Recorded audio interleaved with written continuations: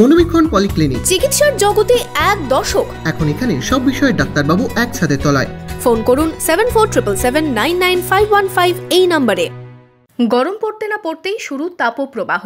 বৈশাখ পেরিয়ে জ্যৈষ্ঠ মাস পড়তে না পড়তেই তাপপ্রবাহের কবলে পড়েছে সারা রাজ্যের সাথে সাথে মুর্শিদাবাদ জেলার মানুষও। বৃহস্পতিবারও তাপমাত্রার পারদ ঊর্ধ্বমুখী। সকাল থেকেই বাড়ছে তাপমাত্রার পারদও। বেলা বাড়ার সাথে সাথে মানুষজনের সংখ্যা কম দেখা যাচ্ছে রাস্তায়। চিকিৎসকেরা রোদ থেকে বাঁচতে পরামর্শ দিচ্ছেন। প্রচণ্ড গরম আর আর্দ্রতায় হাঁসফাঁস অবস্থা। চড়া রোদের তাপ এড়াতে মুখে রুমাল বেঁধে ও মাথায় গলায় বড় রুমাল জড়িয়ে রাস্তায় বেরোচ্ছেন অনেকেই। তবে দুপুরের পর থেকে শহরের রাস্তা প্রায় খাঁ খাঁ করছে। গরম থেকে বাঁচতে গাছের তলায় বাড়ছে ভিড়। এখন 45 ডিগ্রি পার হয়ে যাচ্ছে। প্রচণ্ড অসুবিধা, মানুষের যে কাজকর্ম করতে অসুবিধা হচ্ছে। মাঠে ঘাটে যারা কৃষক আছে তাদের যে জমি দেখভাল করা প্রচণ্ড অসুবিধা। মানুষ ঠিকঠাক কাজ করতে পারছে না। এই যে আমরা বসে আছি স্কোয়ারের পাশে একটা গাছের ছায়ার তলায়, তো প্রচণ্ড অসুবিধা, অস্থিরতা, মানুষের ঠিকঠাক ঘুম হচ্ছে না রাত্রিবেলায়, এত গরম পড়ছে। এই তো পরিস্থিতি।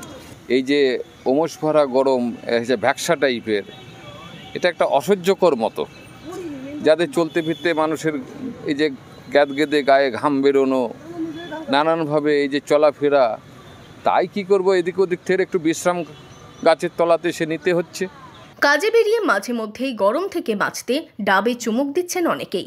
তাপমাত্রার পারদের সাথে সাথে চাহিদা বেড়েছে ঠান্ডা পানীয়র। অনেকেই রাস্তায় বেরিয়ে ঠান্ডা লেবু পানিতে চুমুক দিচ্ছেন। গরমে তো অসুবিধা হচ্ছে, সকলের অসুবিধা হচ্ছে, চলাফেরা, কাজকর্ম সব কিছুতেই অসুবিধা। কিন্তু কি করবে, মানুষকে তো করতেই হবে সব কিছু।